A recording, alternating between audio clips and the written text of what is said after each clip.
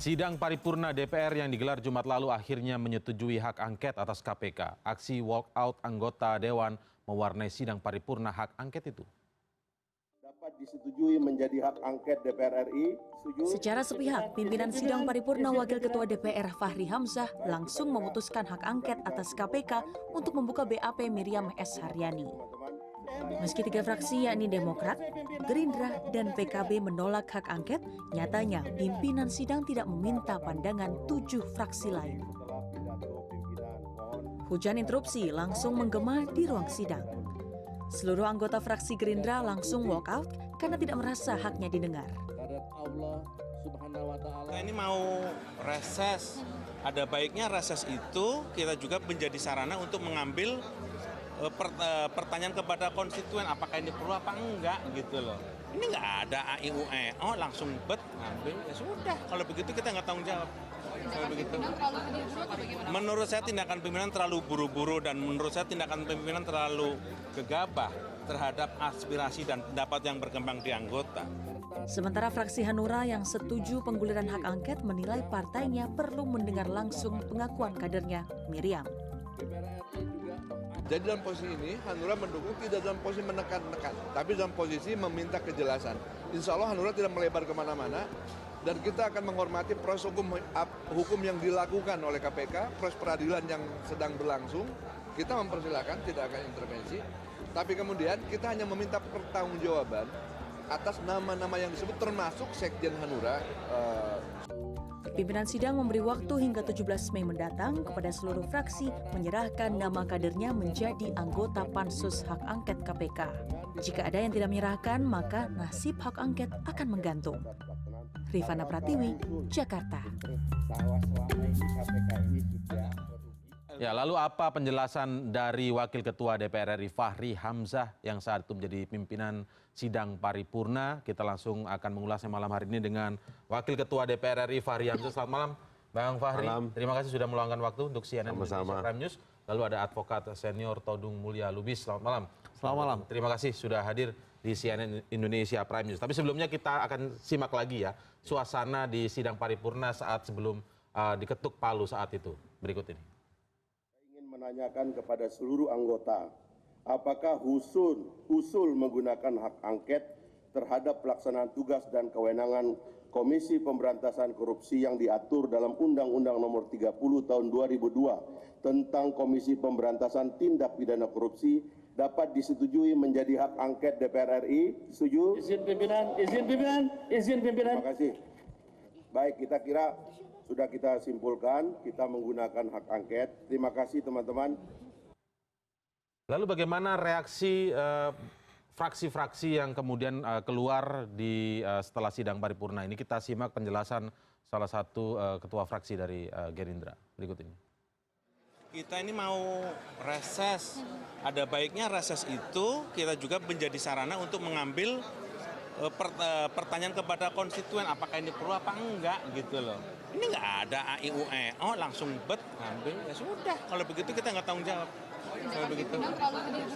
Menurut saya tindakan pimpinan terlalu buru-buru dan menurut saya tindakan pimpinan terlalu gegabah terhadap aspirasi dan pendapat yang berkembang di anggota. Ya kalau modelnya begitu gimana? Tapi kalau sudah Ya kita lihat nanti kayak apa ya. masih sudah diketok di sini, apakah bisa diatur lagi Pak? Gerindra akan berusaha membatalkan keputusan ini. Caranya dengan apa?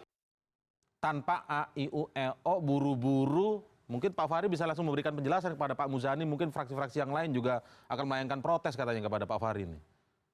Ya, pertama-tama ini kan prosesnya sudah panjang ya, karena itu kan adalah usulan dari Komisi 3 pada rapat maraton 3 hari. Disepakatilah secara aklamasi menggunakan hak angket. Dan jangan lupa di Komisi 3 itu ada sekitar 56 anggotanya dan semua fraksi juga ada di situ dan semua fraksi menyetujui. Nah, waktu itu dalam argumen di rapat pimpinan dan rapat Bamus yang pertama merespon surat Saudara Beni Harman tanggal 20 April, saya mengatakan pengusulan itu tidak diperlukan lagi karena keputusan ini telah disepakati di komisi. Jadi kita ini di rapat Bamus hanya menyetujui penjadwalan atau tidak. Penjadwalan ya. Tapi kemudian kita mendengar dari Badan Kajian DPR, kita punya badan keahlian yang sangat kuat begitu. Dia bilang, Pak, ini masih ada dispute di peraturannya, lebih baik diusulkan saja ada pengusulan. Nah, kembalilah kita bersurat ke Komisi 3, lalu itu disurati dan lalu juga menandatangani, relatif semuanya menandatangani. Cuman memang tentu sudah mulai ada gerilya. Ya kita tahu kan memang gerilya-gerilya di DPR itu biasa gitu. Lalu dibawa ke Bamus dan saya kira dalam rapat Bamus itu ya tidak ada yang tidak setuju, tapi memang ada yang minta penundaan untuk diadakan lobby dan sebagainya begitu. Nah, waktu memimpin sidang itu saya sudah datang kira-kira dengan mindset sebenarnya ini tidak ada masalah karena relatif sudah oke begitu. Maka yang saya lihat itu kan sekarang tuh ada sistem sidang baru di DPR itu ya. Setelah fraksi-fraksi bicara itu kelihatan tuh di layar itu fraksi mana aja yang bicara gitu.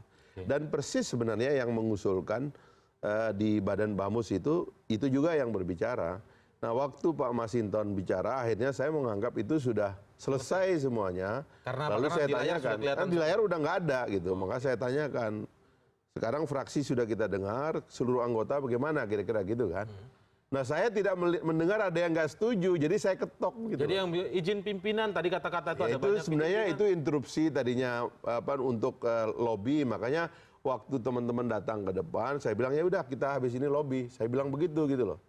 Jadi sambil Anda meyakini background bahwa semua fraksi sudah setuju di Komisi 3. Sebenarnya sudah nggak ada masalah karena ini kan runtutannya juga sudah panjang ke kesimpulan itu gitu. Jadi ya begitu selesai mau lobby ternyata sudah nggak ada di lapangan dan fraksi-fraksi besar terutama mengatakan Golkar dan PDIP dalam hal ini udah tutup aja gitu. Jadi akhirnya saya tutup. Yang meminta tutup fraksi Golkar PDIP. Iya, kira-kira yang hadir yang sisanya kan masih banyak di ruangan itu. Tapi kemudian ada yang bilang ini melanggar tradisi. Biasanya itu ada semacam pandangan fraksi-fraksi dulu untuk menyampaikan pendapatnya. Ya pandangan fraksi itu kelihatan di layar itu. Jadi ya saya lihat sudah memberikan pandangan semua ya. Saya tanya ya tinggal pertanyaan terakhir adalah pertanyaan kepada anggota. Sebab dalam metode pengambilan keputusan di DPR itu memang ada pandangan fraksi. Tapi dalam undang-undang ditentukan yang membuat keputusan itu adalah anggota. Bukan fraksi, maka pertanyaan kepada anggota itu yang mutlak harus dilakukan gitu. Nah kemudian bagaimana Anda melihat ada fraksi-fraksi yang kemudian juga walk out, Demokrat, Gerindra paling yang kelihatan saat itu? Saya kira walk out itu memang tradisi di DPR ya. Tapi Anda nggak merasa wah berarti keputusan saya ini memang tidak diamini mereka? Itu walk out itu tradisi di DPR ya. Kalau kira-kira tidak setuju atau merasa tidak akan tercapai atau apa gitu kan biasa tuh walk out. Makanya nanti berikutnya kan akan ada lobby-lobby. Itu yang saya bilang juga. Yang kita sahkan kemarin itu adalah baru persetujuan menggunakan hak angket. Pansus angketnya nanti terbentuk ketika fraksi-fraksi mengajukan.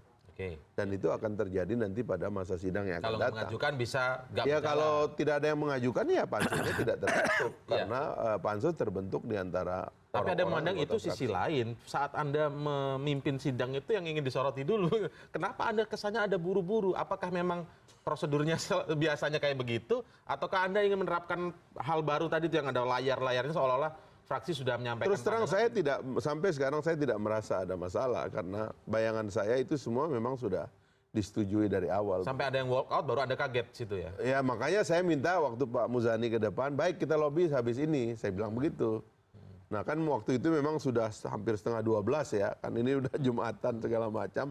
Bahan saya kalau memang disepakati lobby maka kita tunda, habis Jumat kita lobby gitu. Apa yang membuat Anda yakin saat itu seluruh fraksi sebenarnya di Komisi 3 sudah sepakat semua? Ya keputusannya begitu memang. Saya ini kan pernah di Komisi 3 6 tahun, ya 5 tahun. Lalu saya masih kontak dengan teman-teman Komisi 3, bahkan rapat dengan KPK itu karena di luar dibilang tertutup, tapi di layar TV di ruang kerja saya itu kan saya ikuti terus itu apa yang terjadi begitu ya. Nah saya melihat suasananya itu merasa bahwa ada banyak pertanyaan kepada KPK yang tidak terjawab dan oleh karena itu Komisi 3 mengusulkan penggunaan hak angket sebetulnya sebagai ekstensi dari hak bertanya.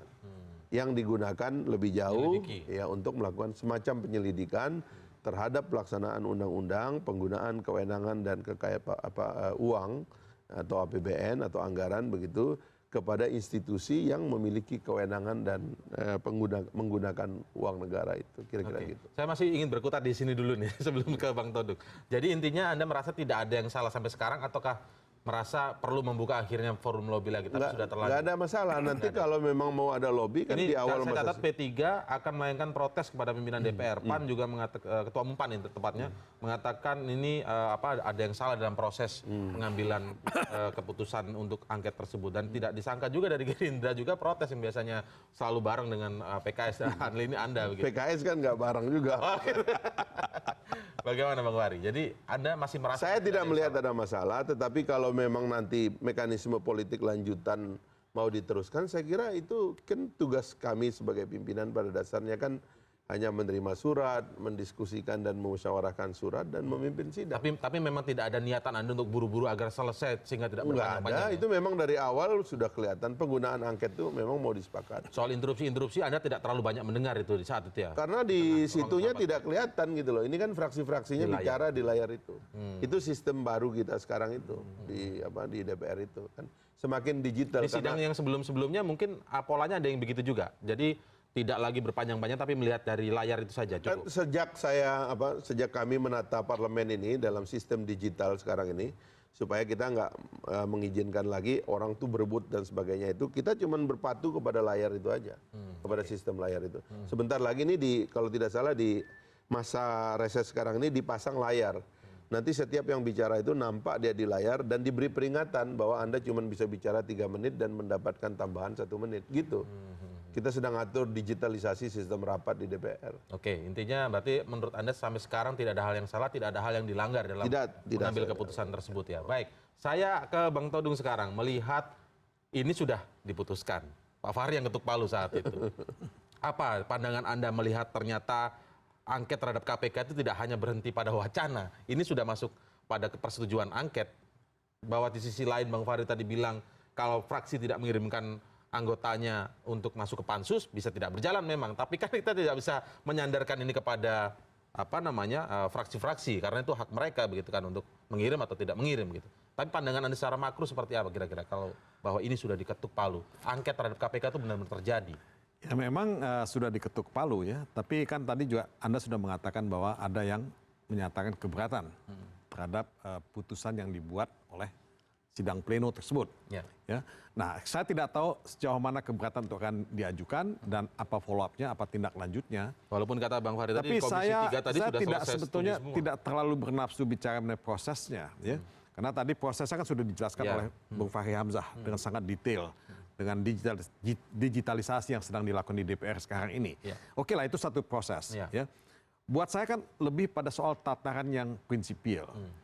Apakah hak angket itu tepat atau tidak? Itu pertanyaan yang saya selalu kemukakan dan saya tidak bisa jawab. Karena buat saya, ini mungkin bukan waktu yang pas untuk melakukan hak angket. Karena begitu banyak kasus-kasus yang menyangkut ya anggota-anggota DPR yang kebetulan tersangkut dalam dugaan kasus korupsi.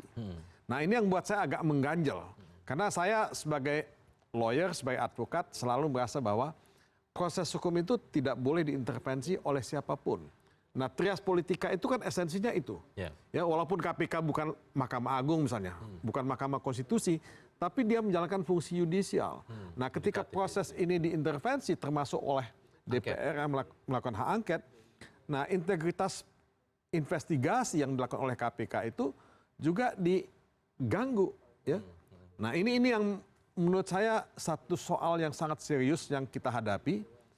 Nah, tadi Bung Fahri mengatakan ini mungkin bukan soal kasus yang ongoing, bukan penyidikan atas kasus tertentu, tapi mengenai kebijakan dan funding, ya, financing dari KPK itu sendiri. Tapi kan publik sudah terlanjur melihat, loh ini DPR seperti ingin balas dendam kepada KPK. Kenapa KPK begitu galak, begitu garang ya menangkap anggota-anggota DPR dalam kasus-kasus korupsi, lantas ada tindakan hak angket semacam ini. Seperti fight back maksudnya. Nah ini persepsi yang ada pada publik ya. Nah, boleh setuju atau tidak setuju, tapi persepsi ini ada. Nah, menurut saya tidak mau bicara lebih banyak mengenai persepsi itu. Saya hanya ingin melihat dari segi integritas proses penegakan hukum, investigasi kasus-kasus korupsi ini berbahaya gitu. Karena bisa jadi nanti tidak akan ada lagi investigasi kalau terus-menerus diintervensi semacam ini. Nah, ini bahaya yang kita lihat ke depan sebetulnya. Nah, bagaimana itu kekhawatiran akan akan mengganggu nanti kinerja KPK, terutama sekarang banyak mengungkap kasus Sebenarnya korupsi. kan begini, kalau di dalam undang-undang KPK itu kan pertanggungjawaban KPK itu kan diantaranya adalah kepada DPR. Dan memang ada rapat rutin ya penggunaan hak bertanya anggota DPR kepada KPK yang saya kira itu rutin juga dilakukan ya, bahkan di dalam rapat terakhir itu karena begitu banyak pertanyaan itu sampai 3 hari ya. Nah, jadi penggunaan hak DPR untuk bertanya itu kan memang hak konstitusional ya, sehingga bertanya itu kemudian bisa diekstensikan apabila pertanyaan itu dianggap tidak cukup ya, lalu kemudian pertanyaannya itu menggunakan atau atas nama lembaga bertanya kepada lembaga-lembaga yang dianggap menggunakan uang dan kewenangan dalam pelaksanaan tugasnya gitu. Misalnya hak interpelasi. Jadi kalau hak bertanya itu adalah hak pribadi anggota, maka interpelasi adalah hak dewan sebagai lembaga untuk bertanya. Nah, kalau interpelasi dianggap tidak memuaskan lalu masuk kepada penyelidikan, dalam hal ini adalah angket gitu. Kenapa kok langsung angket kemudian? Nah, saya terus terang juga mengerti nih suasana di dalam Komisi 3 ya. Memang terlalu banyak yang dianggap tidak terjawab. Mungkin juga sebagian itu alasannya Bang Todung karena KPK selalu mengatakan kami sedang dalam proses dan kami tidak mau diintervensi dan sebagainya gitu. Cuman KPK itu kan ada problem. Kasus itu kan nggak pernah putus. Kan kasus itu tiba-tiba muncul lagi, lalu tidak ada orang yang merasa secure terhadap KPK. Kalau sudah ada 1 tersangka atau 2 tersangkanya, apalagi sudah ada terpidananya begitu ya, maka semua orang yang pernah diperiksa itu berpotensi masuk ke dalam pasal tentang turut serta gitu. Jadi akhirnya itu tidak ada yang boleh dipertanyakan, padahal Dewan boleh menanyakan sesuatu yang menurut rasional hukum dan rasional publik itu ada persoalan gitu loh. Nah, ini kan masuk pada ranah penegakan Nah, hukumnya, itu terjadi hari-hari. Nah, sekarang kemarin tuh ada 2 saya lihat perbedaannya. Kalau di kesimpulan dari Komisi 3 memang umum karena yang banyak ditanya juga kasus. Nah, tetapi begitu kami bersurat ke Komisi 3 bahwa harus ada pengusul, lalu pengusul itu membuat dokumen usulan. Itu yang kemarin dibaca. Nah, di dokumen usulan itu saya kira tidak ada kasus di situ yang dipersoalkan. Yang lebih banyak adalah metode penggunaan kewenangan dan juga anggaran atau dana tadi itu. Dan juga kenapa banyak kasus-kasus yang mendapat sorotan publik. Misalnya soal pembocoran dokumen-dokumen rahasia misalnya. Kenapa KPK itu bisa menjadi semacam kantor berita yang kantor berita tertentu ya. Kantor berita tertentu ya, seperti juga investigasi Parlemen Inggris kepada Rupert Murdoch ya, yang rupanya punya alat sadap untuk mengetahui berita-berita sensitif, kira-kira begitu. Nah, ini kan juga boleh dipertanyakan karena ini juga mendatangkan ketidakpastian dan pertanyaan dari banyak orang gitu. Saya kira dokumen terakhir yang diajukan itu menurut saya masuk dalam koridor investigasi. Sebelumnya pernah kami hadirkan juga juru bicara KPK ke meja ini juga ketika wacana angket itu semakin serius ya, tapi sebelum diputuskan oleh Pak Fahri begitu di paripurna. Dan katakan bahwa angket ini disebutkan ada beberapa hal menurut Febri Diansah yang hadir dalam RDP itu juga itu salah. Angket ini hanya berawal soal ketika KPK menolak membuka BAP Miriam S. Haryani begitu. Karena ada 4 kesimpulan dalam RDP itu, 3 hal dianggap sepakat dan akan dilakukan kerjasama dan itulah fungsi pengawasan menurut Febri yang sudah dilakukan terhadap KPK. Tapi 1 hal yang tak bisa karena membuka BAP Miriam inilah sebenarnya yang menjadi kendala. Bagaimana tanggapan Bang Fahri? Tapi setelah jeda berikut ini ya, kita akan segera kembali setelah jeda berikut ini.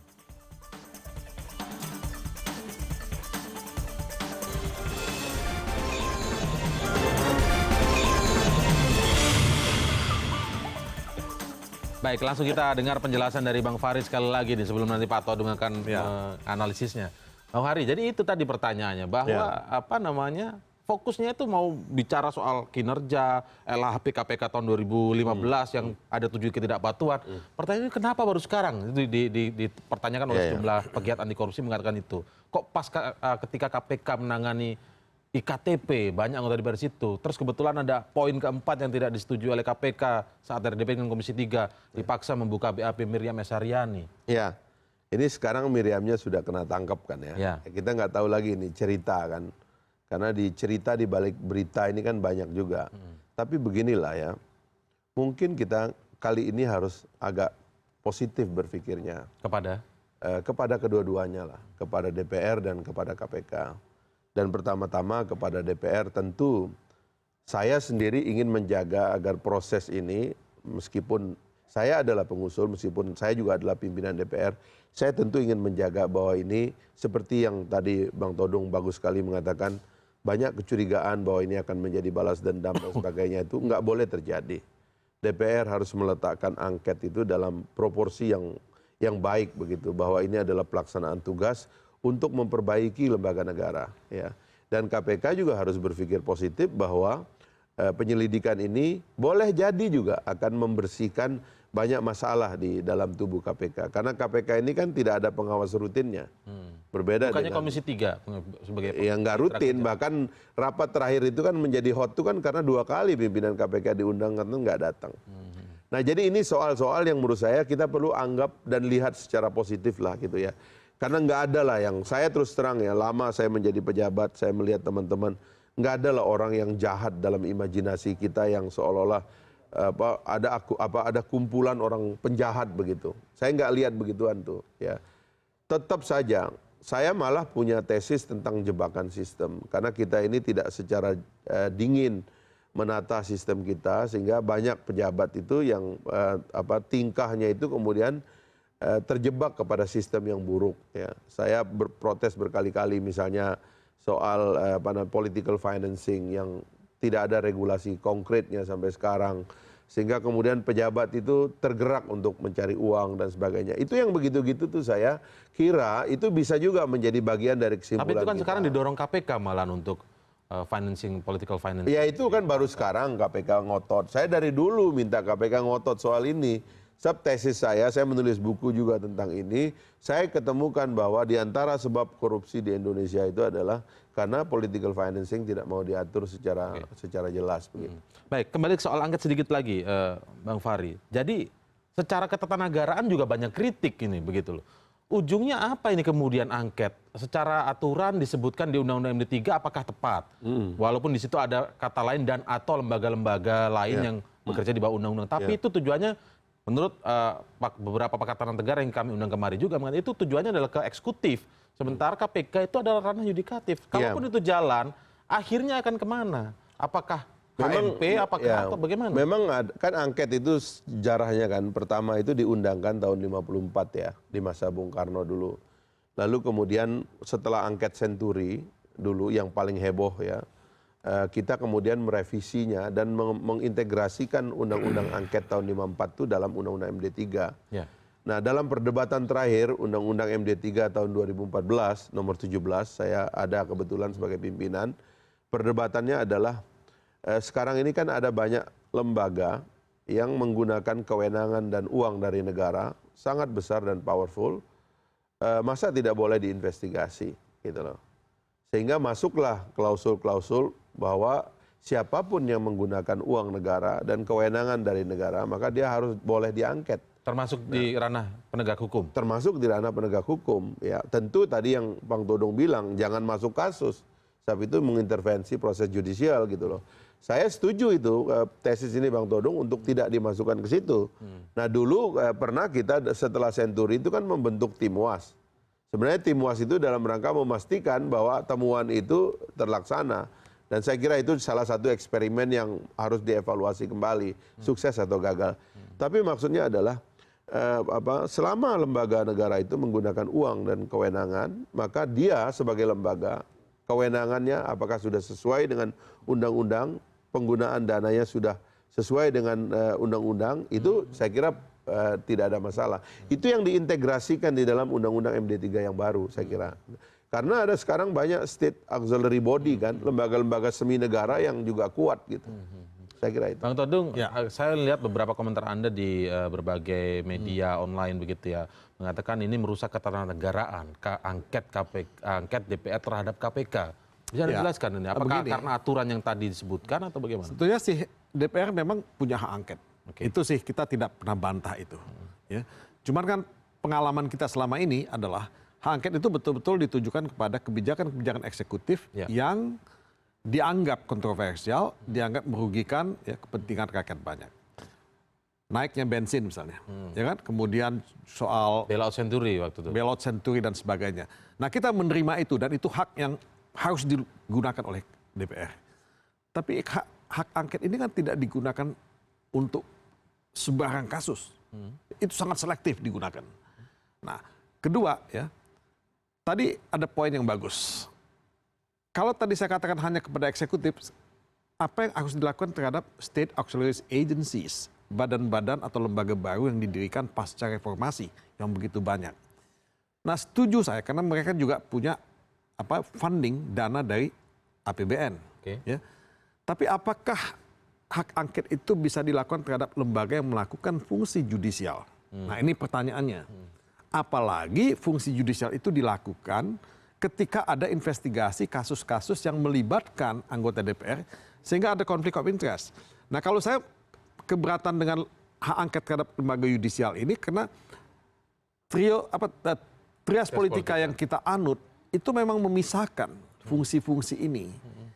Nah tapi tetap juga pertanyaan Bung Fahri tadi harus dijawab. Loh ini uang negara, ini kebijakan-kebijakan publik yang dilakukan. Nah kalau itu yang menjadi concern teman-teman di DPR. Nah Komisi 3 kan bisa secara reguler melakukan pengawasan kepada KPK. Tapi tadi jawab juga Pak Fahri bahwa ternyata tidak terlalu memuaskan kalau tidak memuaskan. Tapi ini kan artinya bukan berarti kalau itu tidak memuaskan lantas jalan keluarnya angket. Bukan itu. Ini dong yang diefektifkan, ditingkatkan gimana Komisi 3 meningkatkan itu. Nah kedua, memang ada pertanyaan yang bagus di sini. Apakah KPK itu bertanggung jawab kepada siapa? Ini pertanyaan yang bagus. Ya, Guardian, who's guarding the Guardian? Ini pertanyaan bahasa Inggrisnya. Nah ini nggak terjawab sebetulnya. Nah jadi 5 tahun jabatan komisioner KPK seharusnya ada laporan pertanggungan jawab. Nah kenapa tidak pada akhir masa jabatan itu, kalau misalnya ada hak angket, ya hak angket dilakukan. Bukankah itu ada wewenang BPK misalnya untuk soal itu juga problem ya. Itu problemnya setelah kita evaluasi dan kita ngomong informal lagi ya, BPK itu banyak sekali temuannya. Gitu. Terhadap KPK? Terhadap KPK dan bahkan pernah ada audit ya, namanya audit proses penyidikan di KPK gitu. Dan itu banyak sekali itu temuan-temuannya itu. Tapi memang itu yang saya tadi informal ngomong ke Bang Todung, bangsa kita ini sekarang sudah melihat KPK ini seperti mitos gitu. Yang tidak boleh disentuh, tidak boleh diomongkan. Ya saya kaget ketika Badan Keahlian DPR bahkan datang ke beberapa kampus, itu rektornya nolak. Jadi ini mendiskusikan ayat-ayat KPK ini, itu bisa masuk ke dalam penistaan ini pasalnya gitu, seolah-olah gitu. Karena ini dianggap nyaris sekali. Sudah nyaris ini jadi mitos. Jadi orang tidak berani bicara, tidak berani berdiskusi. Padahal pertanyaan saya kan, kalau saya itu tajam pertanyaan saya. 15 tahun kita membuat undang-undang pemberantasan korupsi, menurut saya belum ada yang signifikan.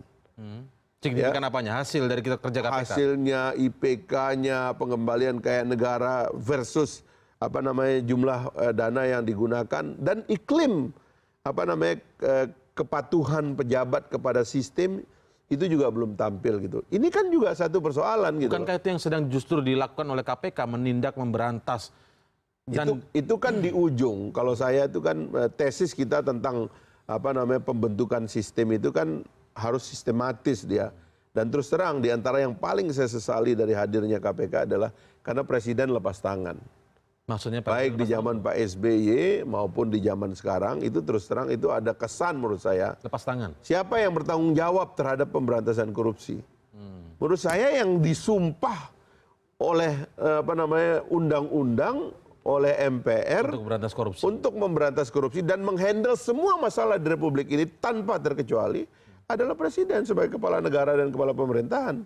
Tapi kalau ditanya presidennya di zaman dulu dan sekarang bagaimana memberantas korupsi, jawabannya ya perkuat Tapi KPK. fungsi itu kan sedang dijalankan KPK dengan giat-giatnya Ya itu sekarang. fungsi Bung di Fahri. hilir yang saya kira sekarang jadi banyak pertanyaan dan juga banyak temuan yang saya kira maksud Kenapa saya tidak DPR berada di belakang KPK saja kemudian ikut mendorong untuk semakin bekerja keras untuk memberantas korupsi? saya kira sudah dilakukan. DPR itu memberikan dana ya. Dari dana awal KPK itu cuma 40 miliar, sekarang sudah ada 1 triliun dana KPK itu. Saya kira tidak ada yang tidak ada data yang bisa mengatakan DPR itu menghambat KPK. Pada dasarnya semua itu diberikan. Kalau boleh kita lihat alur pemberitaan beberapa waktu terakhir ini kan angket ini muncul ketika memang Komisi 3 yang 6 anggotanya disebut oleh salah satu penyidik KPK bahwa menurut Miriam S. Haryani nama-nama inilah yang menekan Miriam untuk mencabut BAP-nya. Kita coba segarkan ingatan kita dulu atas pernyataan penyidik senior KPK Novel Baswedan saat hadir di persidangan kasus mega korupsi IKTP. Berikut ini. Pada saat itu seingat saya yang disebut oleh saudara saksi ini adalah Aziz Samsudin, Desmond Aziz Samsudin, lalu yang disebut juga atas nama Desmond Mahesa, Masinton Pasaribu, seingat saya atas nama Safrudin Suding, lupa saya nama depannya. Dan satu lagi saya lupa, tapi dia sebut nama partainya waktu itu. Terus minta penyidik membukakan di internet untuk di Komisi 3 dari partai yang disebut ini siapa saja. Dan kemudian yang bersangkutan menunjuk, oh yang ini orangnya. Nah, itu yang kemudian kami lakukan sehingga kami tahu waktu itu jumlahnya 6 orang. Cuman saya agak lupa yang satunya namanya yang mulia. Itu ini apa yang disampaikan barusan tadi, itu adalah keterangan palsu dan keterangan bohong yang disampaikan oleh penyidik di depan persidangan. Nah, bisa dibayangkan Bukan dari bawah sumpah. Ya makanya kita ingin buka itu, gitu loh. Dia Pak Novel menyampaikan itu, saya yakin itu keterangan palsu. Dia punya motif apa saya nggak tahu. Saya akan kejar itu terus.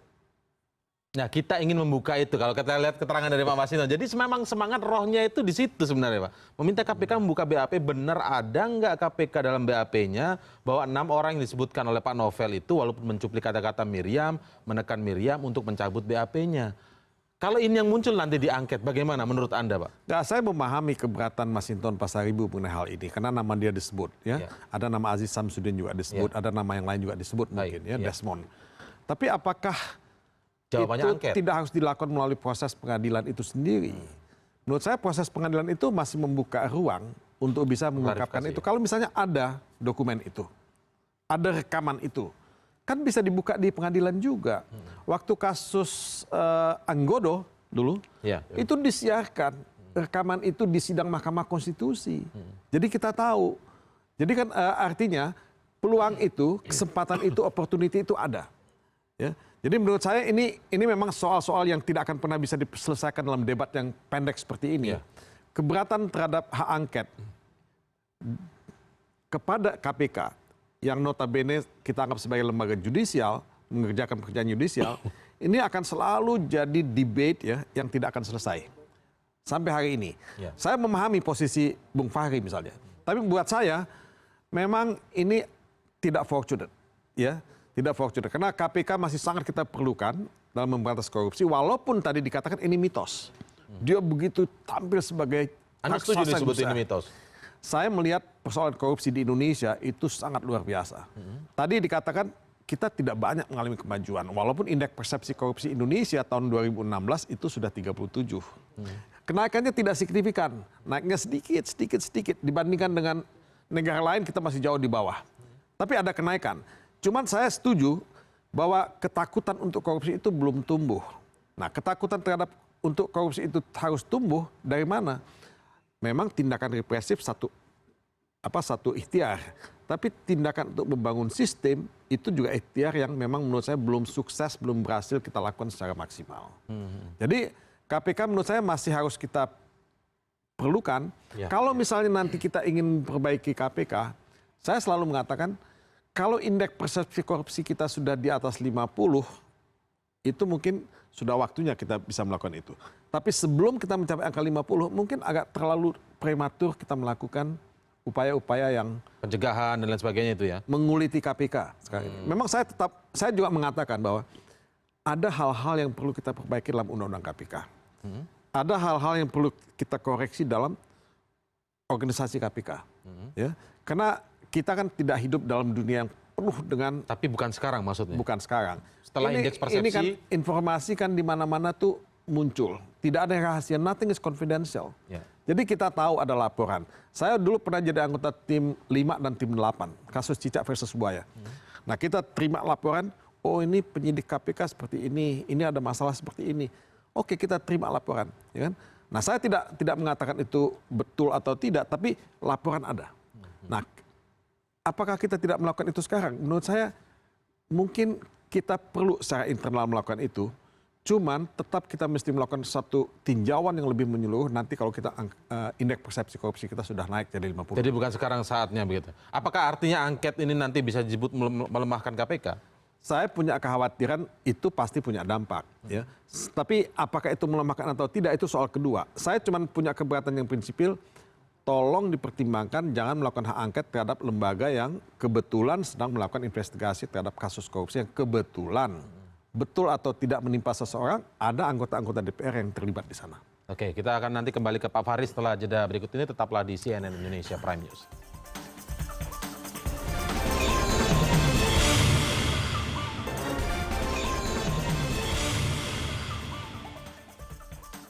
Baik, saya pertanyaan yang sama kepada Pak Fahri terkait tayangan yang sebelumnya kita putar sebelum ke Bung Todung tadi. Bahwa kelihatan dari jawaban Pak Masinton salah satu yang ikut menandatangani hak angket itu rupanya ingin mengejar ke sana, mengklarifikasi namanya benar ada atau enggak. Kalau enggak ada berarti ada kesalahan dalam tubuh KPK. Sepertinya itu pintu masuknya begitu Bung Fahri. Ya memang banyak orang yang saya sendiri banyak sekali kecewa dengan penyebutan nama dan saya itu berkali-kali kan difitnah ya. Dan nggak ada yang mau membersihkan karena kita itu begitu disebut dalam ruang sidang itu rusak betul nama kita itu. Keluarga saya nggak bisa tidur. Ibu saya di kampung sana itu gemeter tuh mendengar anaknya dianggap terima uang di dalam ruang sidang disebutkan. Ya kayak gitulah. Tapi ada ranah lain nggak sih sebenarnya selain terus nggak ada yang mengklarifikasi, nggak ada yang mengumumkan kembali bahwa tidak benar, beliau bersih kayak gitu. Nggak ada. Jadi kita semua udah kena becek semua gitu loh. Jadi kalau ada orang anggota DPR baru kayak Pak Masinton, dia itu aktivis ya datang dari lapangan gitu. Tiba-tiba disebut terlibat begitu, tentu dia sakit juga gitu. Tapi begini, itu bisa menjadi pertimbangan pribadi dia sehingga forum itu mencapai aklamasi. Tapi draft yang diajukan kepada DPR kemarin, yang disetujui kemarin itu adalah draft yang saya kira sangat profesional karena sasaran daripada penyelidikannya itu adalah hal-hal yang umum sifatnya, tidak kasus per kasus, dan kita mesti mengarahkan ke situ. Kenapa harus sekarang kalau misalnya hal yang umum besar itu tiba-tiba berbarengan dengan kasus yang sedang ditangani oleh KPK. Kalau soal waktu saya nggak paham ya, tapi saya setuju kalau kekhawatiran Bung Todung juga adalah kekhawatiran saya. Saya kira tidak boleh itu kemudian menjadi pengadilan terhadap perkara yang sedang berjalan. Itu saya setuju itu. Maka mari melihat gambar lainnya, gambar yang lebih besar nih, apa yang sebetulnya sedang terjadi dan mungkin berbasis kepada apa yang sudah menjadi temuan BPK, sudah menjadi laporan-laporan publik ya dan sebagainya yang saya kira di DPR Komisi 3 juga banyak. Temuan BPK dan lain sebagainya itu kemudian sudah ada tanggapan langsung dari mantan Wakil Ketua KPK saat itu namanya Pak Bambang Wijoyanto di berbagai media juga mengatakan kalau alasannya soal LHP dan laporan BPK dan lain sebagainya berarti DPR melakukan diskriminasi terhadap KPK karena hasil audit dari BPK terhadap DPR juga banyak yang tidak benar. Kenapa tidak itu kemudian diselidiki sendiri dulu ke dalam begitu? Tapi itu kan salah satu saja, yang lainnya kan banyak yang memang sudah menjadi persoalan yang disebut di situ kan ada 4 atau 5 kan. pertimbangan-pertimbangannya itu kan. Misalnya pembocoran rahasia ya. Soal pembocoran itu Dokumen begini. maksudnya. Soal pembocoran itu begini, soal metode. Ya. Saya terus terang agak trauma dengan kata jerah. Ya, terus terang aja, setelah reformasi itu saya agak trauma dengan kata jerah. Yang saya pahami dari cara kerja demokrasi itu adalah orang itu menjadi civilized, educated. Jadi kesadaran itu sifatnya itu lebih sublim gitu, lebih tenang begitu loh. Nah ini kan enggak, jerah-jerah gitu loh. Lalu secara sembarangan menyebutkan nama-nama orang. Ya kan diumbar, bahkan ada kasus banyak dibocorkan. Kalau itu ditanyai hakim misalnya, terkait penyebutan nama, ditanya oleh hakim itu bagaimana? Enggak, ini kenapa yang begini ini dipertahankan? Itu kan ada manajemen data dong. Ini yang menyadap nih siapa sih kok data beginian tuh gampang dikeluarkan? Ya kan, dan seterusnya kan itu bisa ditanyakan gitu. Dan itu terjadi di dalam KPK. Dan juga sudah menjadi temuan juga ya. Misalnya saya terus terang ya, ada hal yang saya tidak akan menjadi anggota pansus angket karena pasti PKS kan nggak akan mengasulkan nama saya. Dan saya pimpinan DPR jadi nggak bisa masuk ke sana. Tapi saya terus terang agak mencemaskan karena judicial review terhadap PP penyadapan dulu yang yang menyebabkan undang-undang ITE tidak mengatur penyadapan secara khusus, sementara Mahkamah Konstitusi mengatur ya pasal-pasal penyadapan itu harus diatur melalui undang-undang. Itu keputusan dari Mahkamah Konstitusi, sehingga kadang-kadang ada proses yang tidak bertanggung jawab, yang tidak lagi diaudit. Karena sampai sekarang KPK karena kehilangan dasar hukum dalam penyadapannya itu nggak ada lagi audit, karena Menkominfo menolak mengaudit KPK. Nah ini kan juga persoalan, dan saya kira nanti kalau hasilnya ya kita membuat regulasi yang lebih baik tentang ini, tentu KPK bisa bekerja secara lebih tenang, tidak dicurigai. Sebab soal menyadap ini banyak fakta di KPK itu.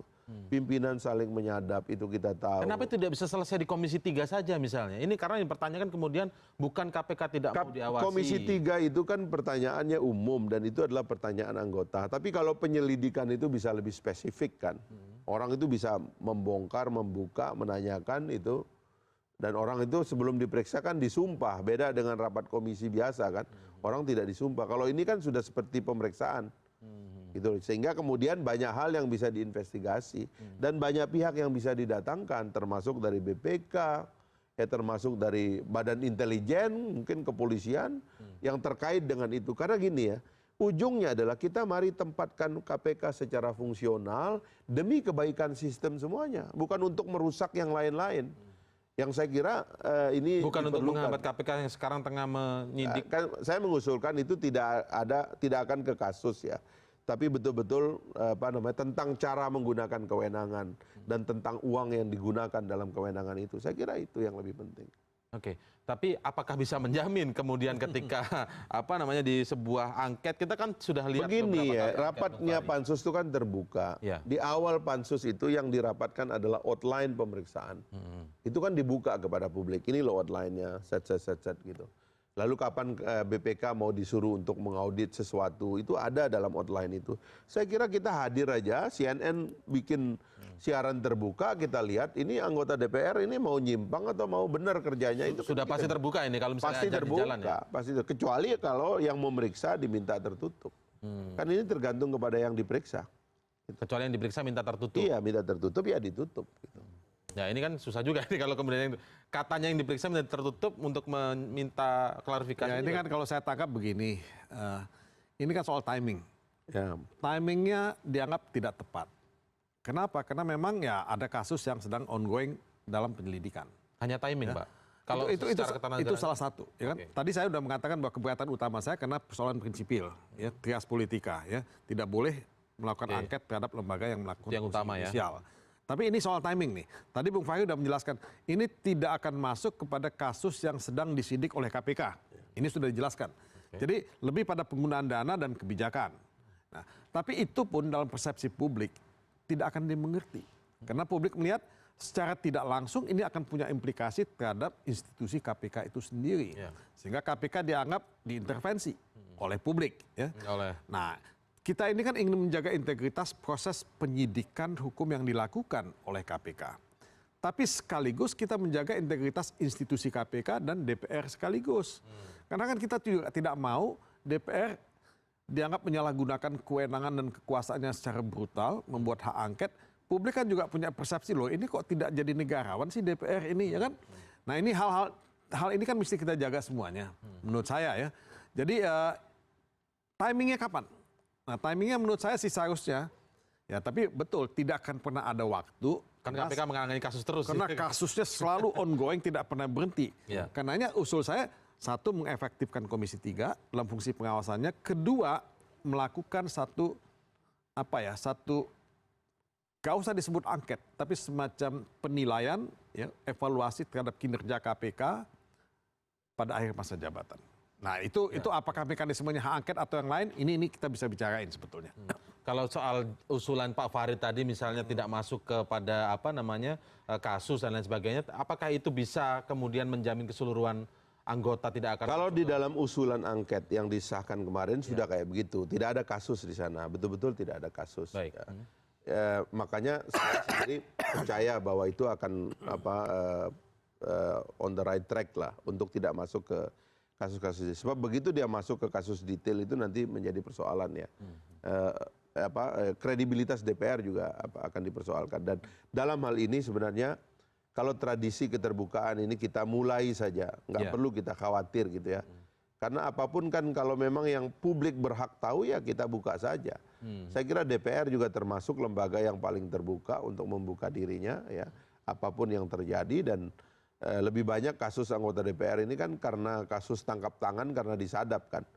Saya kira dan itu menurut saya itu lebih individual sifatnya gitu loh. Kalau kita bicara sistemnya korup, mana yang disebut dengan sistem korup, itu DPR terbuka saja. Tapi masalahnya kan lembaga pengawas itu namanya DPR, yang lain itu diawasi. Jadi adalah fungsi DPR untuk mengawasi. Nah DPR itu cara ngejatuhkannya gimana ya, pemilu sebentar lagi, kan begitu aja kan. Atau dijatuhkan melalui Mahkamah Kehormatan ya kan, atau ada mekanisme yang kita buat di dalam Undang-Undang MD3 itu, pemilihnya itu bisa mengajukan mosi tidak percaya kepada Mahkamah Kehormatan dan bisa mengatakan, itu ya? Bisa. Jadi ketika saat diketuk palu selesai kemarin itu, berbagai media menayangkan tuh nama-nama yang mengusulkan hak angket plus fraksinya plus dapilnya. Gitu. Bisa. Menurut Anda itu sah-sah saja ya? Bisa, tetapi Anda nggak bisa menghukum orang karena melaksanakan tugas. Nggak bisa. Yang disebut anggota yang salah itu adalah tidak hadir sidang, ya kan, berperilaku yang menyimpang di daerah pemilihannya, tidak pernah merasa dilayani dan seterusnya begitu. Tapi kalau dia menggunakan kewenangannya, haknya, ya tugas-tugasnya itu, ya nggak bisa dia dijatuhkan. Kalau misalnya konstituennya merasa Anda sebagai wakil saya menggunakan hak angket salah-salah kaprah dan penyalahgunaan wewenang. Tidak bisa, karena hak angket itu hak, ya, bukan penyimpangan, ya. Orang menggunakan hak angket itu adalah hak yang diatur oleh konstitusi. Nggak boleh orang menggunakan hak konstitusionalnya lalu dianggap salah. Itu juga salah gitu. Walaupun ada tadi kan memang dibedakan soal tujuannya ke lembaga mana. Itu perbedaan pendapat yang bisa diselesaikan melalui diskusi, dan saya kira di dalam framework awal saya mengusulkan Bang Todung juga salah satu yang harusnya diundang karena beliau terlibat dari awal. Frame-nya nanti diusulkan. Ini loh frame-nya. Seperti beliau tadi bilang itu, frame pemeriksaan kinerja misalnya di akhirnya seperti apa. Itu saya kira kalau ditawarkan boleh jadi akan menjadi mainstream di dalam pelaksanaan angket itu nanti. Baik. Nanti di segmen selanjutnya setelah jeda saya ingin mengajak kita berbicara seandainya ini berjalan, ujungnya lalu apa bentuknya, itu tadi belum terjawab dengan clear Bang. Ujungnya apa? Karena publik kemudian berasumsi bahwa ini tujuan akhirnya ini supaya merevisi Undang-Undang KPK. Ada pertanyaan gitu Bang. Nanti kita akan ulas lebih mitos lagi nih. Setelah jeda berikut ini, jawaban dari Bung Fahri Hamzah.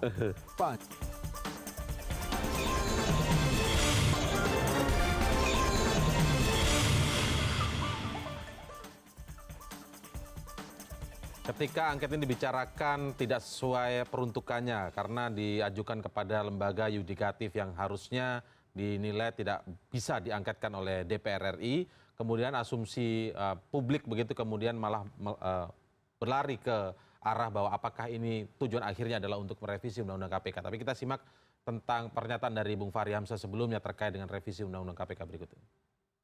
Mau nggak revisi? Kalau nggak mau tutup buku sudah. Nggak usah dikembang-kembangkan gitu loh. Ini kan pemerintahnya mau apa tidak? Kan udah 3 kali rapat konsultasi, maju mundur. Nggak maunya kan pemerintah di ujung. Ya tutup. keluarkan dari prolegnas, gitu dong. Kemarin Jangan yang kena DPR terus gimana? katanya yang pengen PDIP sama Golkar, Bang. Enggak, itu tanya istana. PDIP partai penguasa, Jokowi itu PDIP, tanya. Nah, ketika ini bergulir, kalau nggak tepat, misalnya soal kebijakan pemerintah, ujung-ujungnya menanyakan apa sih tujuan apa Anda melakukan bailout Senturi? Ini contoh ya, sebagai contoh, sehingga kemudian ada pertemuan rekomendasi dan lain sebagainya. Ada yang ke KPK sebagai penegak hukum, ada juga sempat muncul waktu itu hak menyatakan pendapat terkait dengan kebijakan presiden saat itu. Tapi kalau ini ke KPK, kemudian tujuannya apa? Ujung-ujungnya mungkin orang berpikir ujung-ujungnya jangan-jangan cuma rekomendasi memperbaiki KPK lewat revisi Undang-Undang KPK begitu, Bang. Jadi DPR sedang mencari jalan lain untuk melakukan revisi Undang-Undang KPK. Itu asumsi yang muncul, Bang. Pertama-tama DPR itu kan lembaga representatif ya. Yang kedua dia lembaga legislatif. Jadi batas-batas kewenangan yang bisa dia lakukan itu banyak begitu.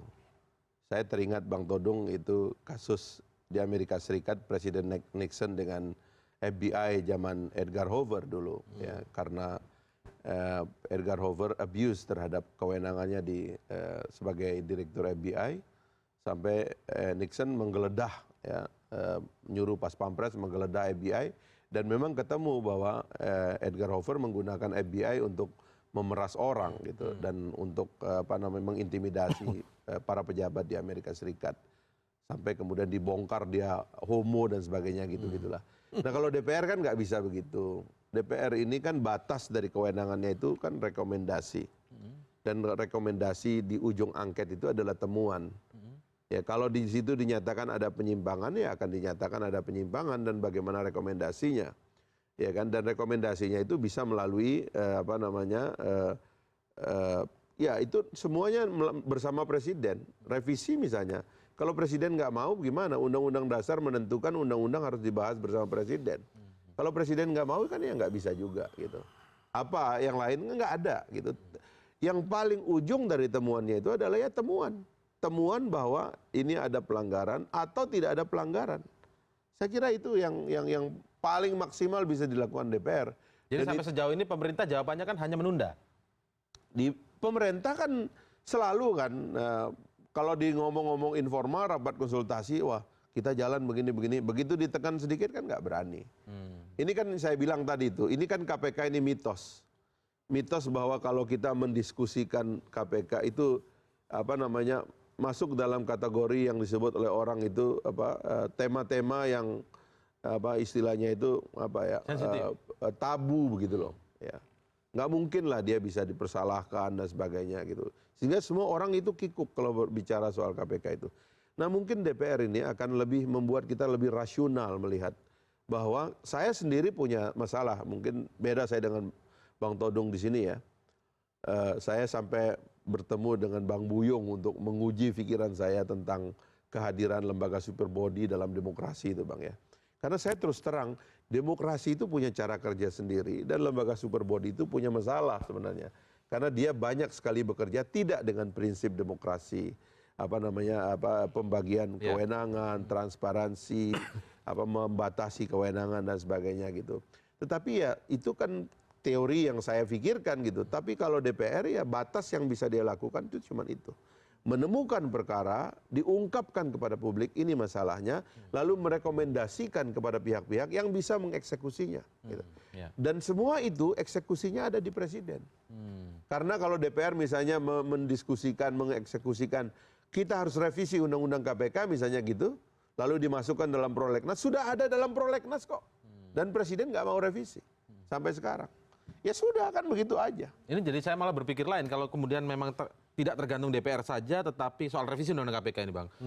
Tetapi juga harus ada eksekutif tentu saja dalam perumusan undang-undang kan harus dua pihak. Ya nggak mungkin kan? Pemerintah begitu kan. Jangan-jangan ini pintu masuk yang sebenarnya ditunggu-tunggu oleh pemerintah juga. Kalau misalnya rekomendasinya ternyata ada kesalahan-kesalahan dalam KPK seperti ini itu dan lain sebagainya. Ada beberapa blok-blok atau geng-geng dalam penyidik misalnya. Memang kalau pembahasan revisi undang-undang mau tidak mau mesti melibatkan pemerintah. Tidak bisa DPR sendirian. Ya. Pemerintah juga nggak bisa sendirian. Ya. Nah tapi kebutuhan untuk merevisi undang-undang KPK itu kapan? Dan waktunya? Ini pertanyaannya.